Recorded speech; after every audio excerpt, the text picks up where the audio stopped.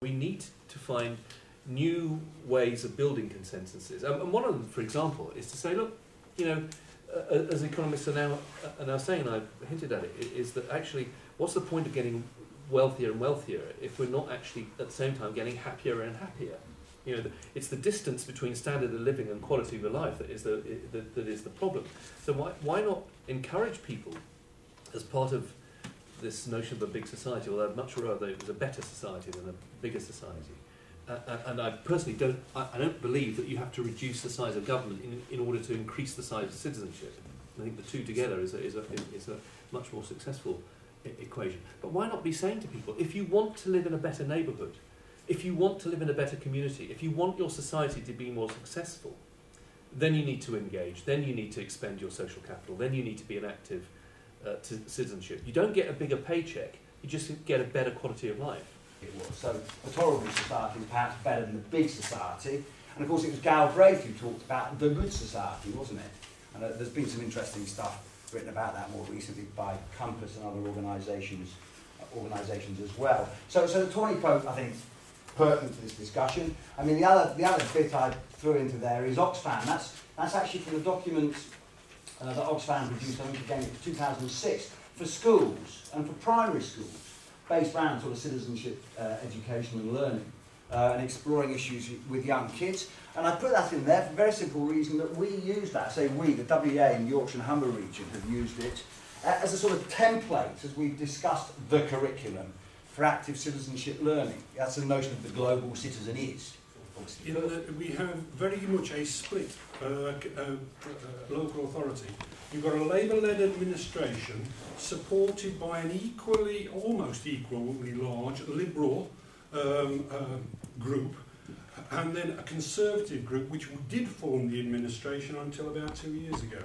So it's very, very equally spread, and so when the local elections come along, there's an awful lot of attention about what's going on. But at the moment, you've got a Labour-led administration in the north of the borough, who were then very interested in opposing the plans that the council had put forward by the Labour group, who have reformulated the Conservative plans, and said, we don't like that, we want our own free school, please.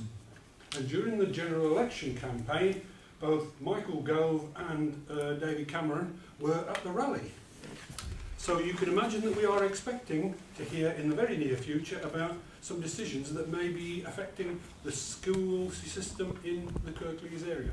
So it's going to be quite an interesting time as we go forward. We were approached by NIACE a few weeks ago to actually be involved in developing an article that's going into the next edition of adult learning and your approach to adult learning. We'd like to come up and interview people and have a talk with you about your approach. Well, we don't have an adult education service in the traditional sense of the word. We are quite a small team of people who are supporting adult learning in Kirklees. And what we do is that we have an adult learning partnership where we're trying to bring people together to actually look at the range of learning opportunities that are offered in Kirklees. One of the big agendas that we're trying to push, it used to be literacy. We used very, very poor literacy levels in the country, big campaign, skills for life. People, you know, a lot of partners got behind it, made it happen. A lot of adult learning has come out of campaigning. If we stop caring about things, if we stop, get too affluent, as Peter might say, to actually get up on our hind legs and campaign for something, then what's the point of adult learning? Because people won't need it. Adult learning should be there at the point of pain, the point where people say, this isn't good enough, I want something better. I want my life to be better. Because adult learning has always been the route to that. That's the point of it, that's what it's here for. And it's not about running a public service, because that's a bureaucracy. But last little bit, the last bit is, what have we learned?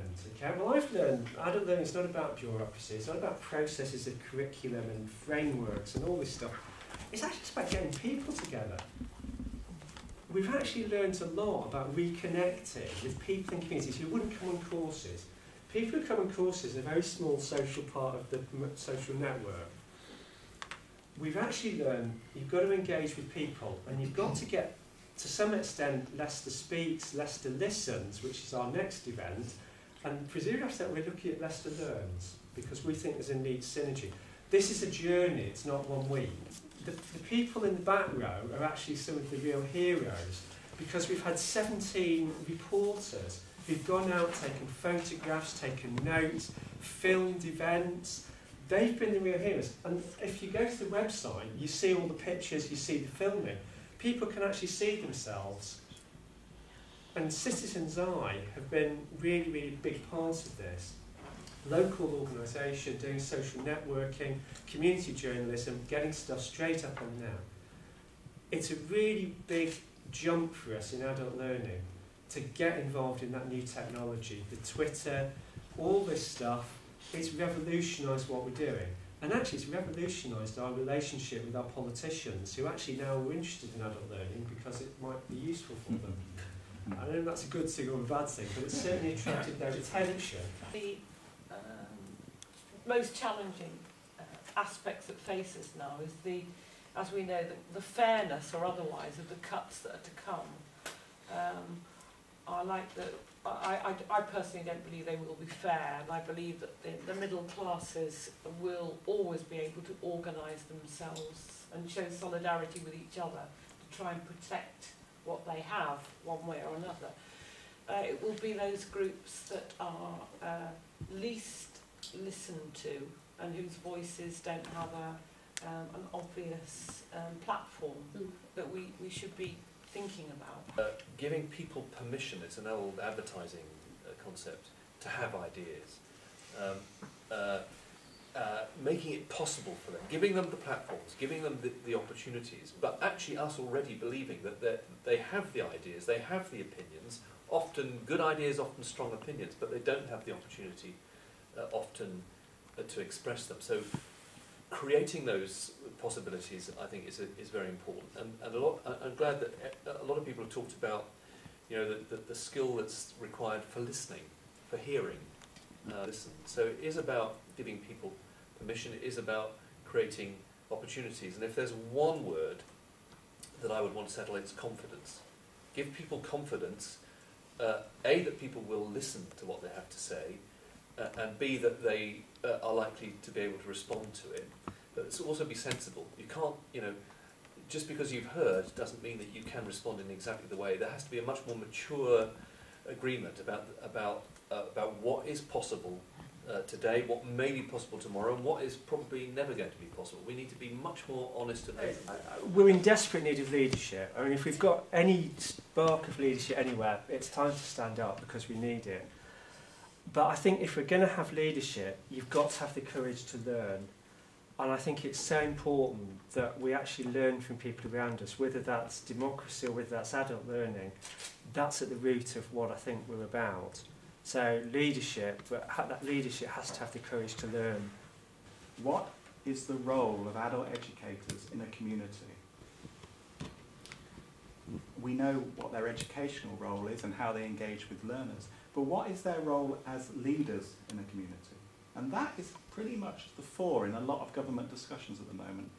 If they are the lead learning professionals around a certain area of work, if they've got the knowledge about how things can be done, that engages communities, how do they work as leaders in their community in terms of community safety, health, crime and disorder, etc.? How do they get involved in that as well as learning? And is it, you know, and should we just see learning as a separate thing, or has a leadership role in delivering those wider social outcomes?